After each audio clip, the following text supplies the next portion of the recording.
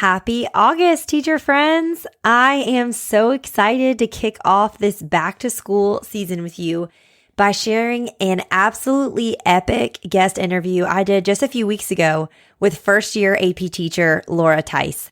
Laura is originally from Georgia, and she taught her first 2 years there doing ninth grade biology. She then moved to Texas last summer, and that's where she did her third year teaching, where she took on ninth grade biology again, but also AP biology for the first time. Laura is a longtime listener of the podcast, which was so fun to hear. And we got connected back in the spring when I was searching for AP teachers to interview for my April series with AP teachers on the podcast.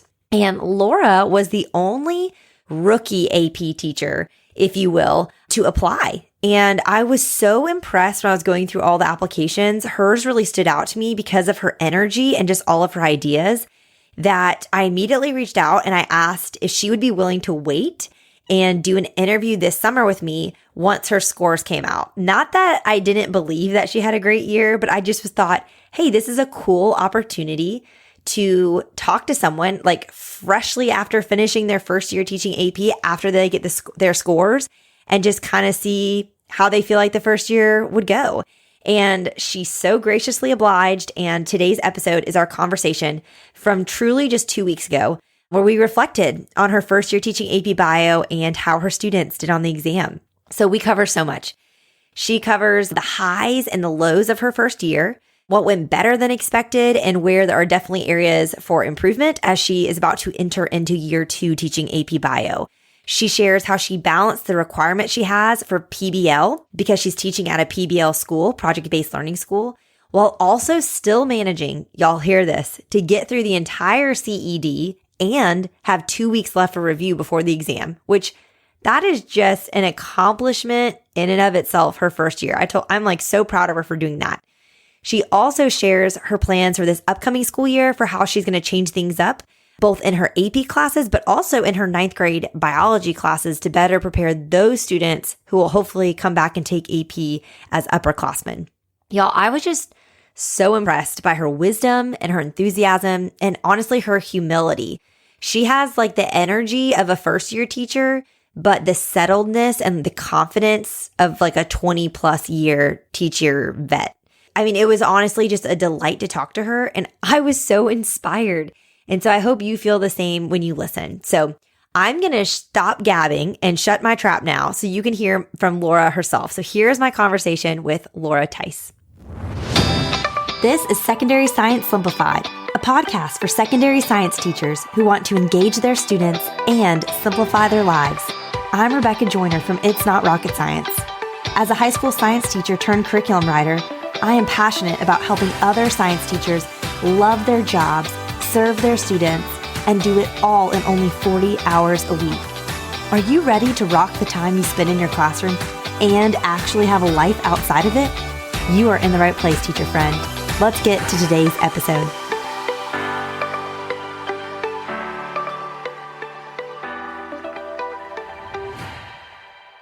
Hi, Laura. How are you? Hi, doing well.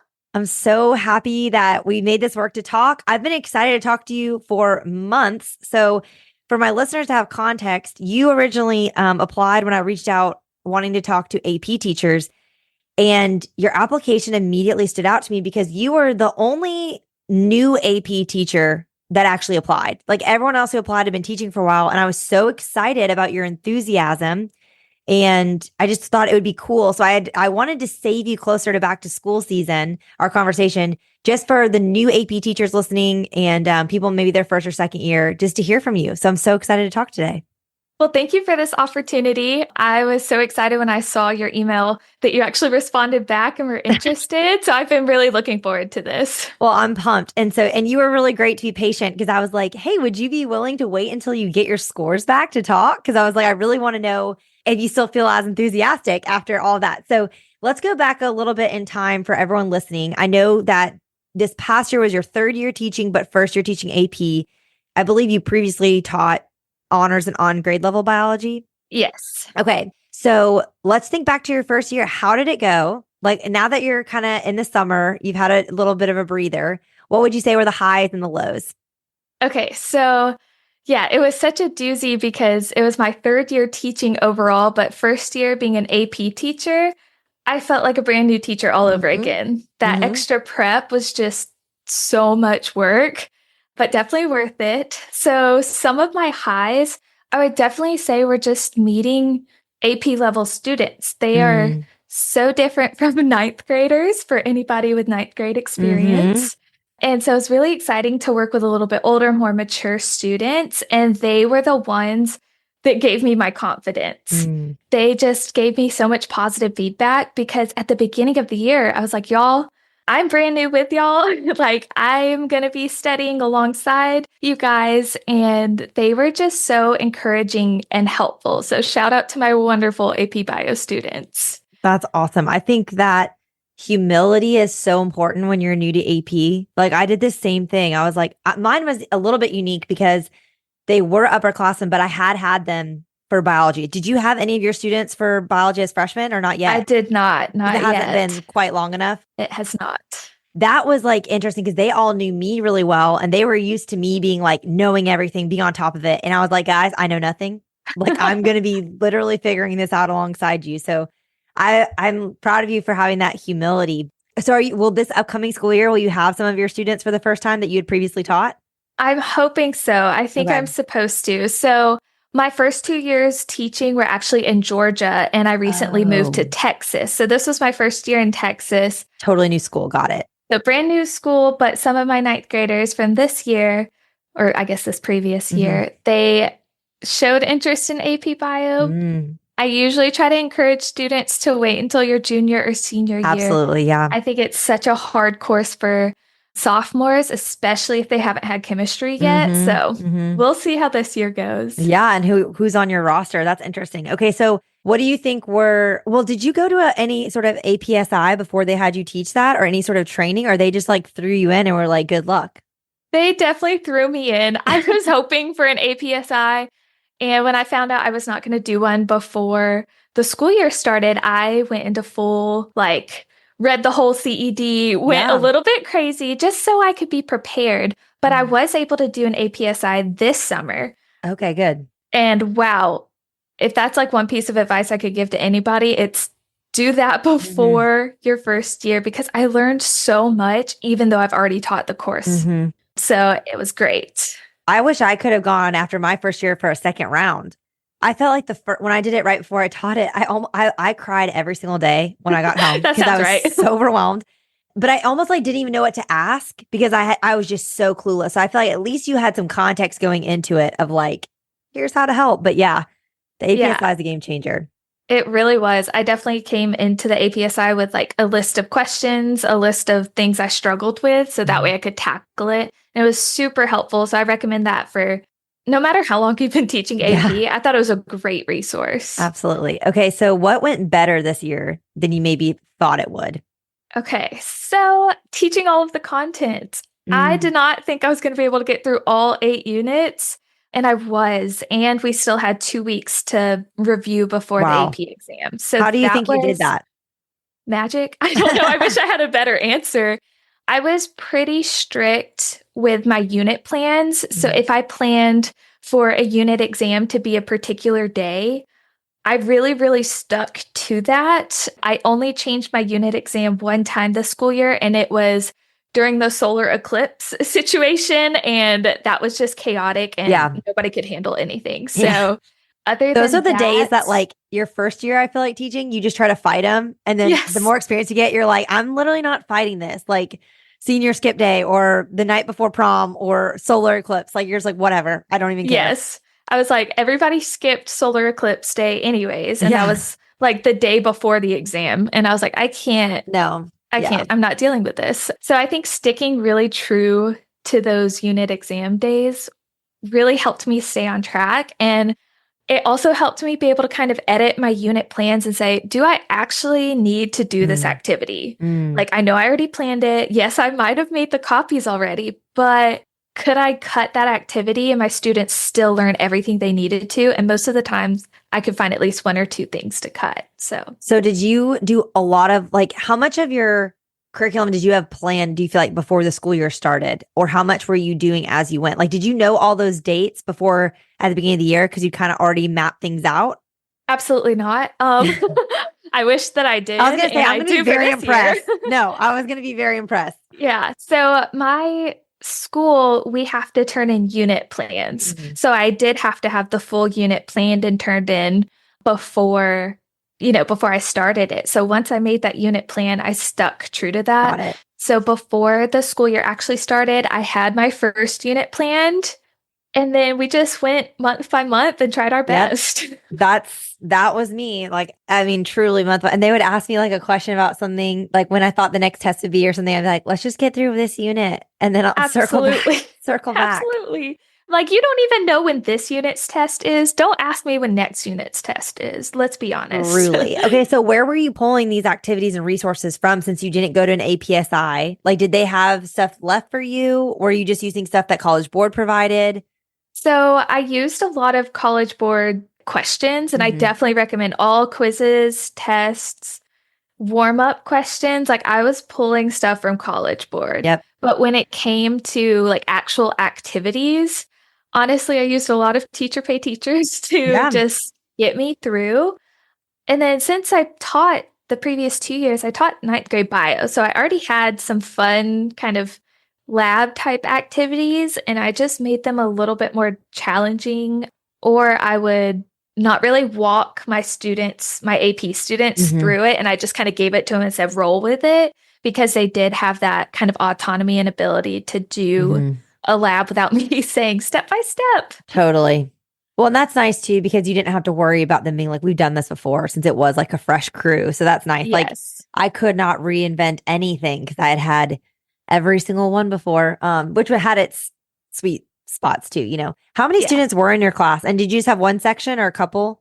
I had 2 sections of AP this year. So I had 48 students total. Wow. But it was not split evenly. I had 20 in one section and 28 in the other. So wow. That was challenging, just to have such a not even mixture. Yeah. So yeah, that's a lot of students for your first year. It was. This year, or this upcoming year, it's going to be even more. I think they said I had 60 students, but they're only giving me 2 sections. So I'm a little nervous for that class size. I'm telling you what, I think I have a really cool position that I get to talk to teachers in all these different states all the time.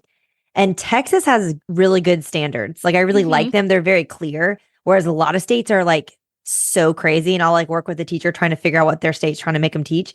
Texas has great standards, but I hear from Texas teachers more than anyone else that they have like 34 students in a classroom. And I'm like, I guess everything's bigger in Texas, even your class sizes. I don't get it. They really weren't that big this year. Like, my ninth grade classes were small, but they were telling us for next year, like, prepare yourselves. It's going to be pretty crowded. So we'll see how that goes. Yeah, we'll see. Okay, so what do you feel like? You said you're staying on pace went better, which is amazing. I'm so impressed. Does College Board give you a pacing guide in terms of how long everything should take? They tell you weeks, right? They tell you weeks. Did you stick with that, or did you kind of go rogue a little bit? I definitely went rogue a little bit, especially for Unit 1. I needed to teach them some basics before actually teaching content. So that took a lot longer. And then Unit 3, which is cell energy, is just so hard for students that I spent a lot of time on that. And then Unit 8 for ecology, I shortened that. So easy. Yeah. That is why I'm like a huge fan of going micro to macro for that exact reason. Yes. Because ecology is so fun and you can do so much, but you can also cut it down to like 2 weeks if you had to. Absolutely. It's like an easy buffer. Okay, so what went worse than you thought it was going to? Like, what did you have high hopes for? And then it was like, that was a flop. Yes. Oh, this is unfortunately such an easy question to answer. Definitely teaching statistics, math, graphing, some of those basic science skills. I had such high expectations for these, especially my juniors and seniors. Yeah. Wow. Did these students not know how to graph? Oh my gosh. I was so surprised. And it just kind of came back to bite me in the butt every single unit that I did not teach it more strategically at the beginning. yeah, statistics, any statistical analysis, standard deviation, standard error of the mean, what error bars are. All of that was just really difficult for students all year long. And it showed Mm, up on the test as well when of I got the course. exam, scores back. I could see they were struggling in that area. Okay, so how are you revamping for this upcoming year? Are you going to do like a unit 0 or something that's like just stats, or what? Are you partnering with the AP stats teacher? Like, that's the second I got there and saw how much stats I was going to have to do. I basically went from APSI to our AP stats teacher, and I was like, I need you to make me a mini unit on stats, because I did all that in high school and I took AP stats. I never even had taken in college other than like in science classes. But I was like, I am rusty personally on this. This is I hard. Yeah, and everybody says, oh, math and science go together. If you're good at science, you're good at math. And that is just such a big lie because I struggled. My kids would just laugh at me in a good way. We had that good Mm. relationship, but they would just laugh when I was trying to do math on the board. I'm like, somebody else, pull out your calculator. What am I Mhm. doing wrong here? And they would constantly have to fix my math and help me out, which I think it was good for them to see me on the struggle bus. But Yeah. And well, and especially with biology is like not necessarily a quantitative science. Of it's course, like not. every science you can put quantitative stuff in it, but it's not like you're teaching chemistry or physics where it's like, yeah, that's a Exactly. lot of math, you know? Yeah, I don't have to do too much math ever, Mm. which is a good thing. But I'm not really doing a unit 0 per Yeah. se because I just don't feel like we have enough time, Mm. especially this year. They just released the AP exam And dates. bio's first, isn't it? It's first, Yeah. 8 a.m. on May 5th. So we Yeah. have almost 2 weeks less Mhm. time. So I am kind of revitalizing my first couple of days as a get to know you icebreaker while also teaching stats and Mm. graphing. So technically, the first couple of days of school, we're not really supposed to teach content. Mm. It's all, SEL, building relationships, which I love, but I also need to teach them some Literally. statistics. I Mhm. cannot give up. I teach 90-minute blocks every other day. So I cannot give up No. 3 days. That's so much. Yeah. So we are going to be doing a lot of icebreakers, get to know you while doing some statistics Yeah. and Do some polls and graphing. then, yeah, like get some, yeah, standard deviations of, that's great. Yeah, absolutely. So I'm really excited to see how that goes. And I hope that those skills will just continue to grow throughout the school year rather than me struggling every unit trying to teach it again. Yeah. I always told my students, I was always like, I assume the worst in y'all. So then I'm only ever, pleasantly surprised. So like, but so now you're going into it, like not trying to be pessimistic, but just like, I'm going to assume you don't know so that then Yes, I'm not just disappointed every unit that you're struggling with this thing, you know?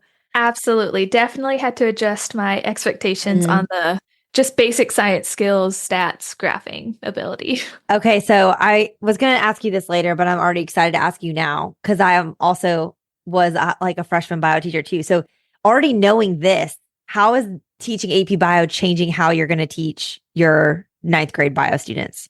I just met with, well, just a couple of weeks ago, met with the other biology teacher I Mhm. work with for ninth grade bio, and we are doing kind of the same thing. Our first couple of days are going to be those icebreakers, building relationships with graphing stations, with scientific method. We're not Mhm. actually going to teach it. We're going to get the students to do a lab and Mhm. build it themselves and work through that scientific method Love that. through the lens of building relationships still. And I'm really excited to strengthen the ninth grader skills. That way, when in a couple of years, hopefully they are taking my AP Bio course, they will be ready to Yeah. go.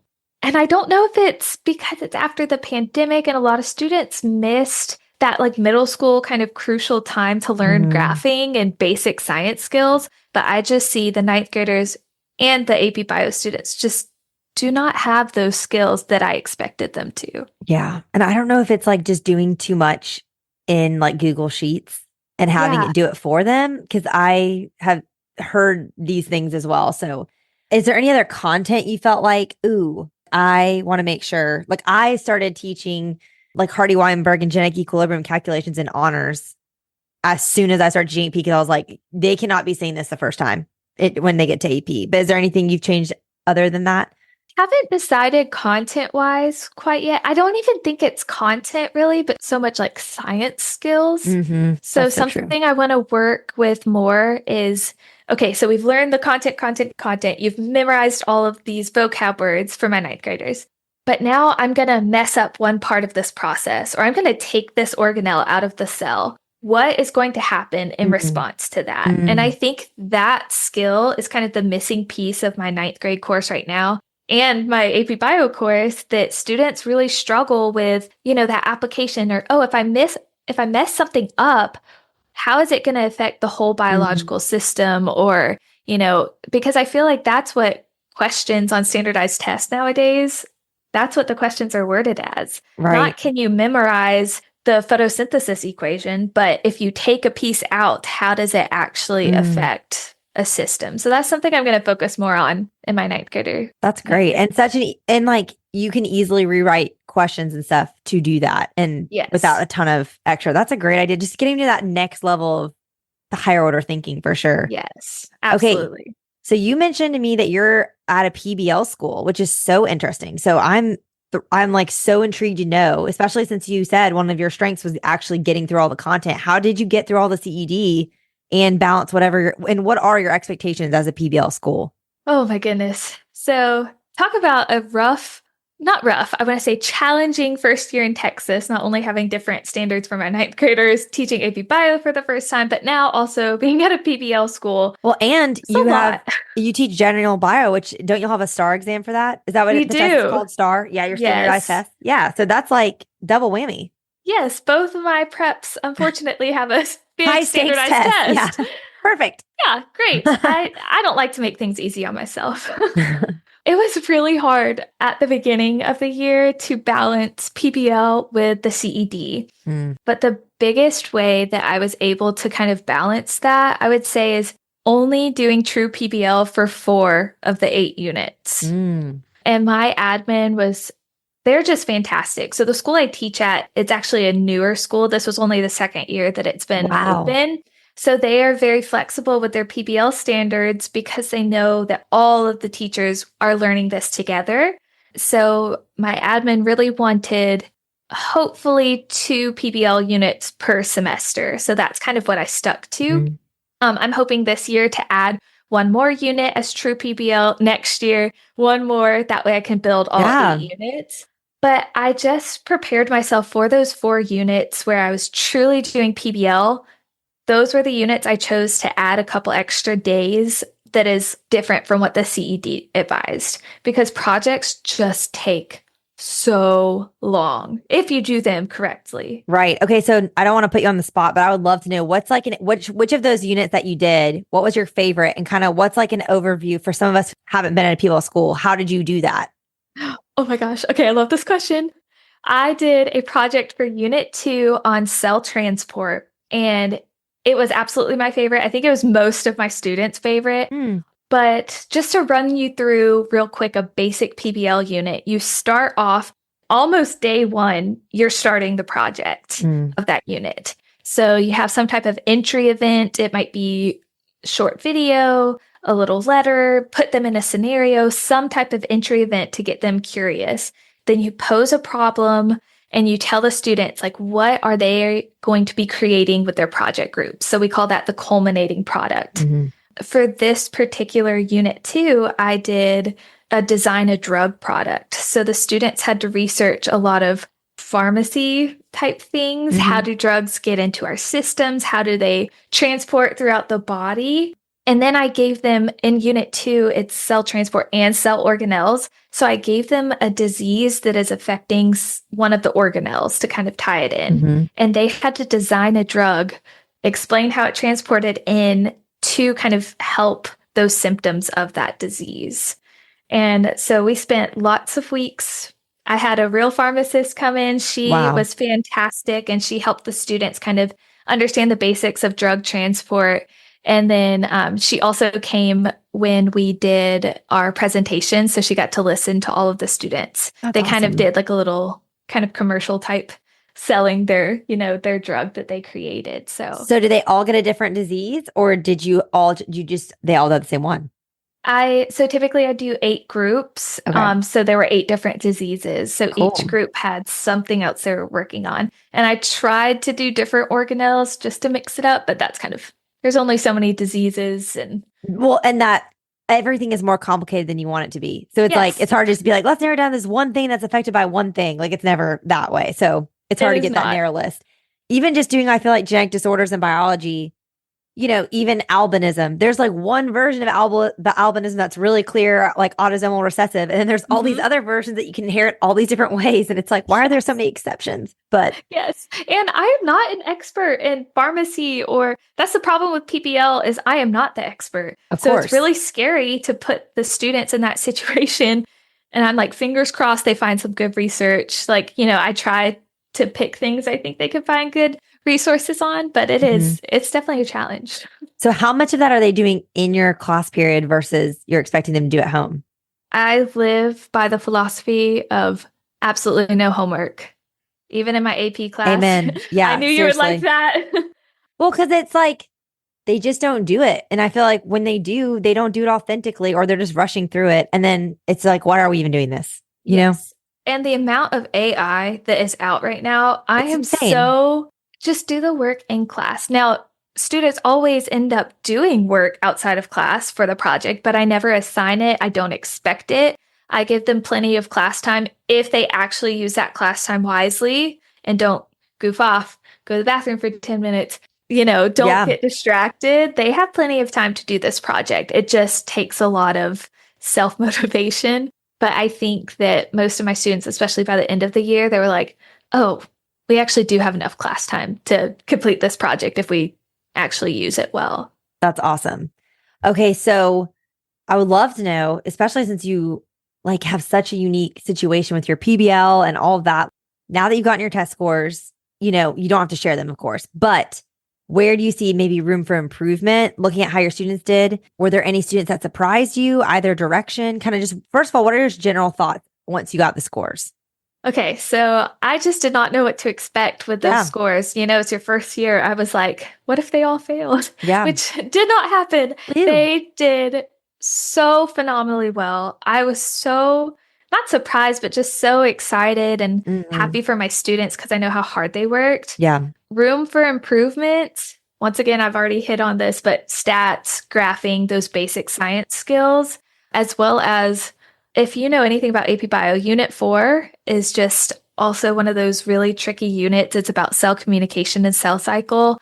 And so that was definitely a unit that I'm interested in reworking Yeah. because Unit 4 was not the hottest. But I was not surprised by any of the actual like individual student Hmm. scores.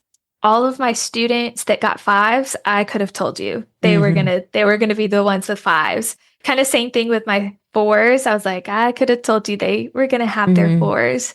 I think because all of my unit exams were from the College Board, their exam grades were right on par with the end of the year Hmm.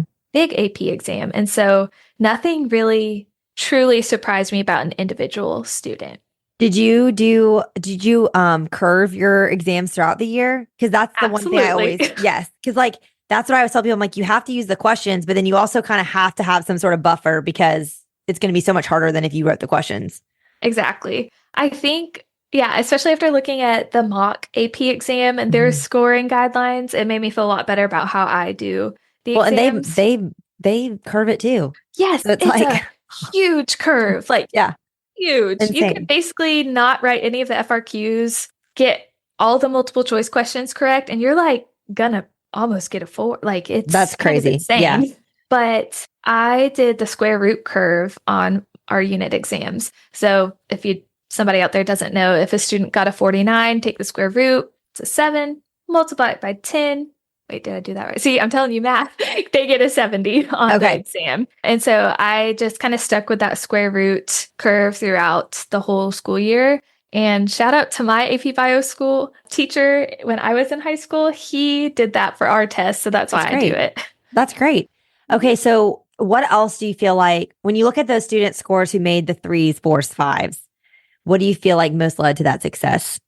These were the students that use class time wisely. Mm. And I know that sounds just very kind of, I don't know, cliche or obvious, but the students with the threes, fours, and fives, they wanted to do test corrections. They were the ones wanting to know why they missed something. They did not just accept if they failed a test. They didn't just, slide it, under their binder and just forget about it. They wanted to know why they missed questions 4, 5, and 6. And these are the students who actually wanted to learn the science behind these questions. For my students who did not get a 3, 4, or 5, those were the students who might have not scored well throughout the whole entire school year, but they didn't come to tutoring.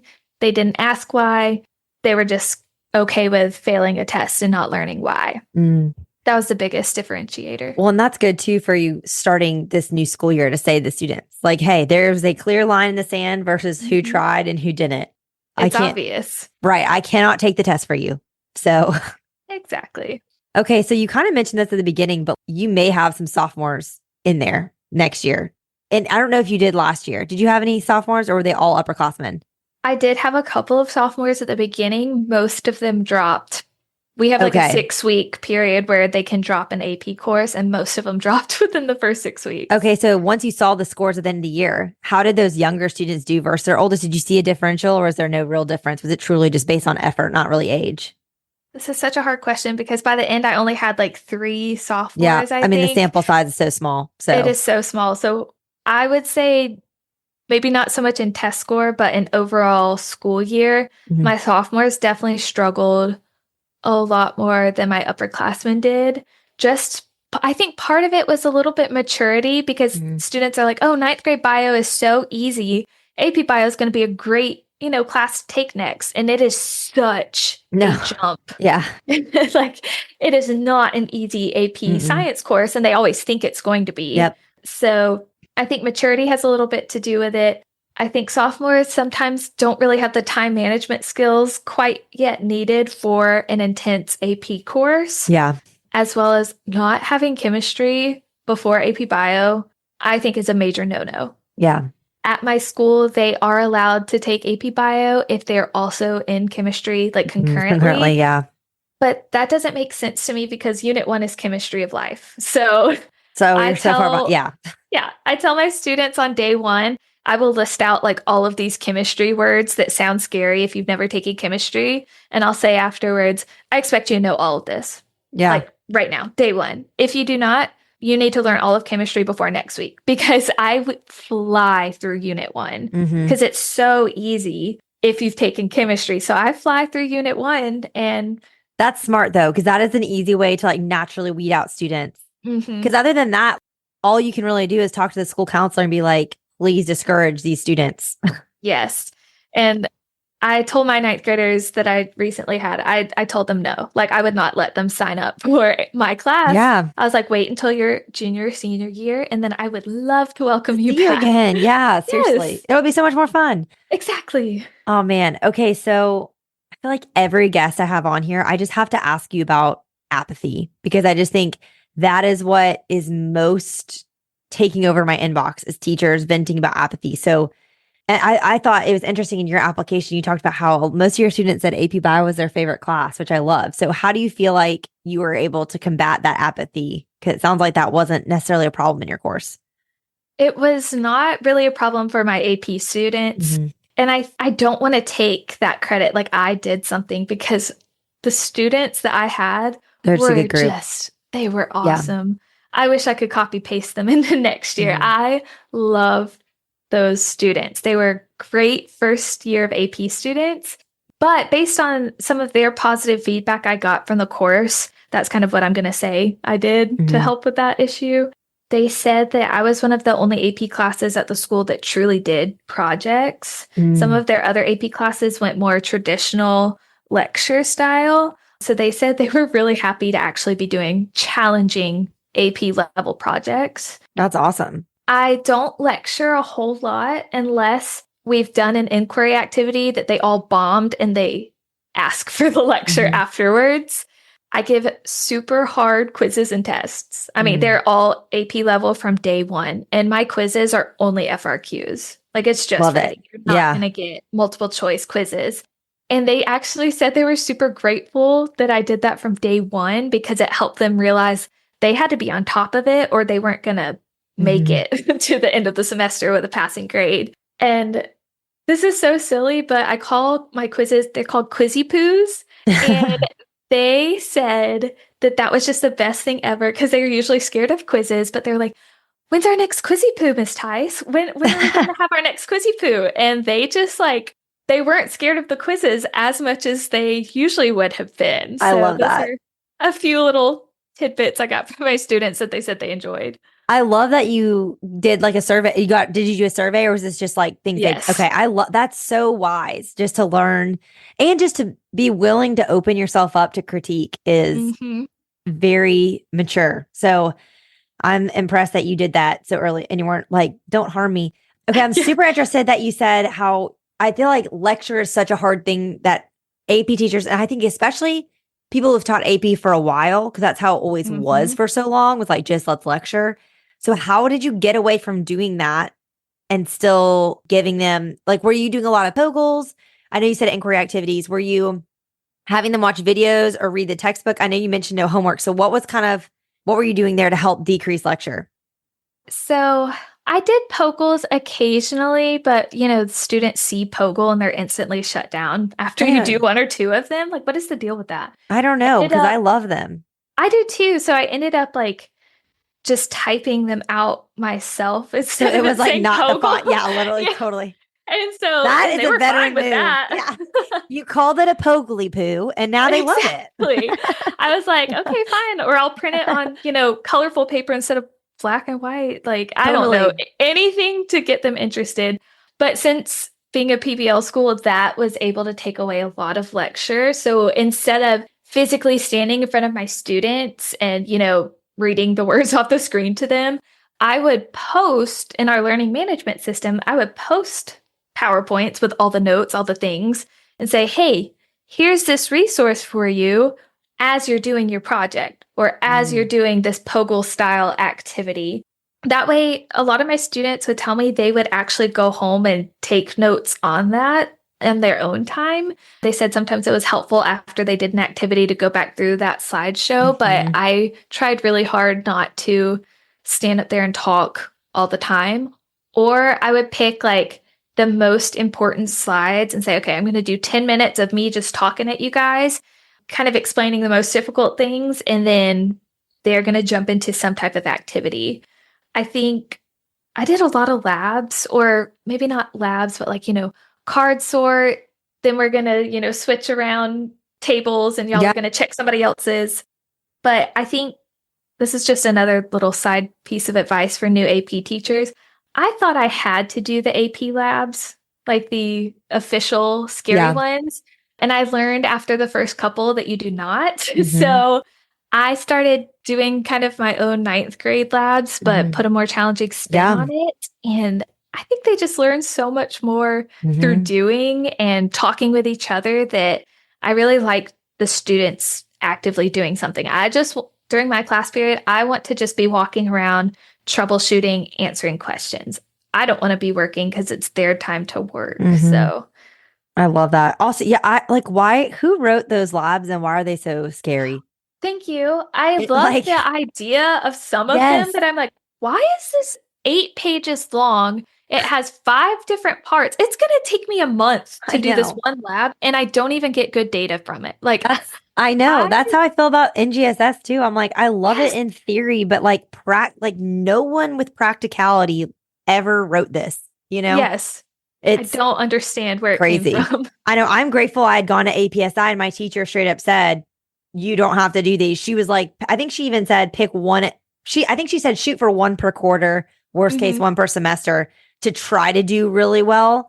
But like, if you can't do it, you can't. Cause I remember I had no supplies and no budget. So I Hmm. was like, how am I supposed to be able to buy all this stuff? Yeah, Like we have a these pill budget, bugs and these but things. it's I'm like, not a lot. Like, how yeah, does anybody in their right mind, how are they able to do that with time constraint, money constraint, yeah. and just students are not that interested in them? I know. Well, and I think, yeah, I mean, I'm sure it's successful if you have all the stuff, but like, it's just, Probably.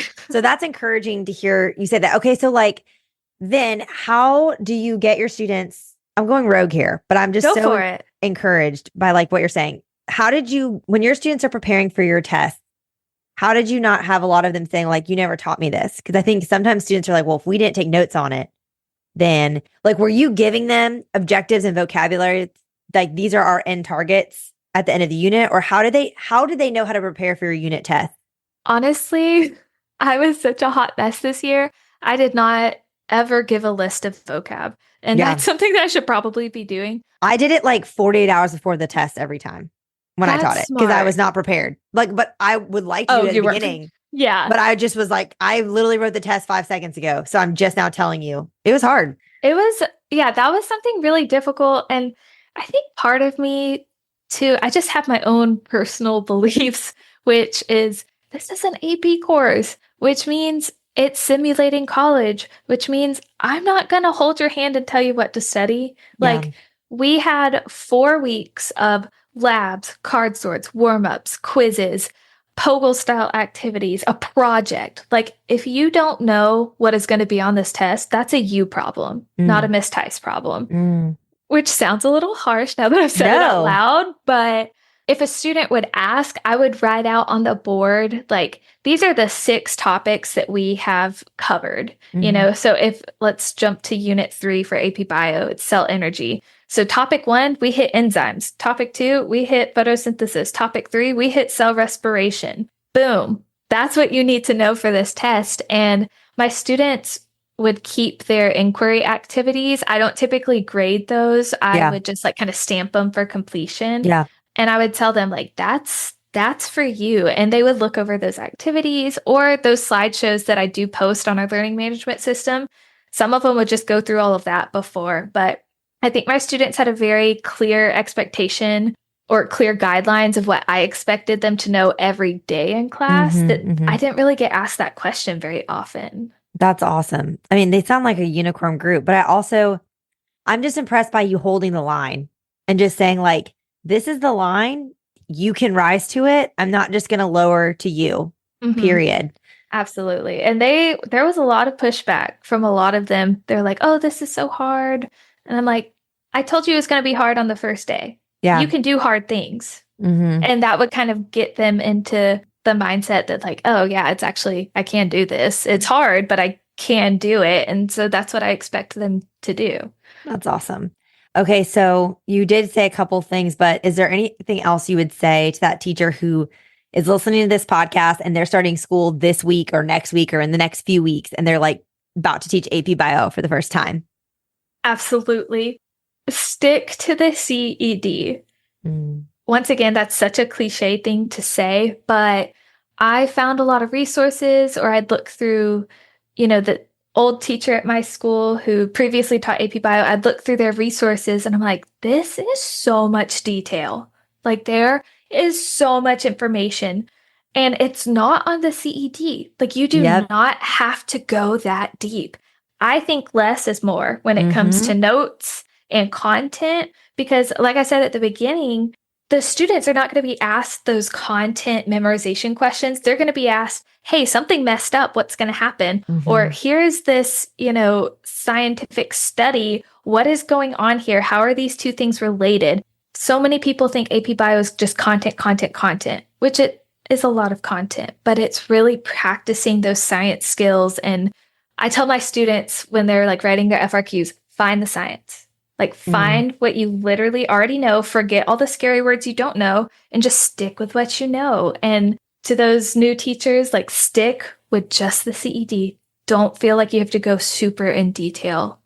It's so true. When I took over for the previous teacher, he had never gone to an APSI since they did the rewrite, like back in 2012, like a long time ago rewrite. Oh, gosh. Like the OG rewrite, like not OG, but like one of the more recent ones. And so he was still teaching like to the 2007 test.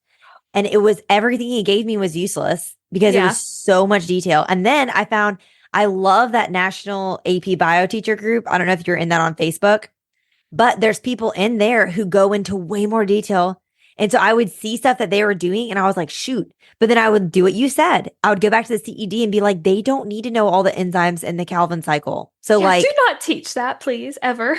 literally. And I did the same thing with my students because I feel like one of the FRQs and one of the tests is like a picture of the Krebs cycle and all the different enzymes in it. And the students see it and freak out. And so their immediate response is, we never learned these. But it's like, you actually don't have to know them. You have to know how to look at a picture and answer questions about it. Yep. And so, like you said, it's like clear out. I feel like they like write the test to like put all these distractors to like freak the kids out when it's like the information you need is actually on the page already. You just have to like figure it out. Yes. Find the science. I listened to your podcast episode about using refrains. Yes, that was your refrain. Yes. I love think that. That's my new refrain is find the science. Like just find what you know because you know as all you need to. I also love that this is not a Miss Tice problem. This is a you problem. That's a great refrain. Yep. That is a I used to always be like, ooh, sounds like a personal problem. Like this is for you, not for me. Yep. I love that. Okay. Anything else before I ask you my final question that you just were like, I got to say this? Oh my gosh. Yes. One last thing. I think I said it earlier that I bought stuff on Teach Afraid Teachers. Please know that that is okay if it's your first year in AP. Like I feel like there's so much negative stigma and some admin I know are kind of weird about that, but it is so worth it. It is 100% worth it. And don't feel guilty about using something that you did not create. It's gonna be okay. Seriously, I feel like there's somewhere along the line, teachers have been gaslit into thinking that like being a teacher is the same as being a curriculum writer. And it's literally not. Those are separate jobs. And a lot of people do both and they work 60 to 75 hours a week. So it's like, it's okay. I tell my husband all the time, like if I got, was teaching full time again, which I think I'll hopefully do when my youngest is in school.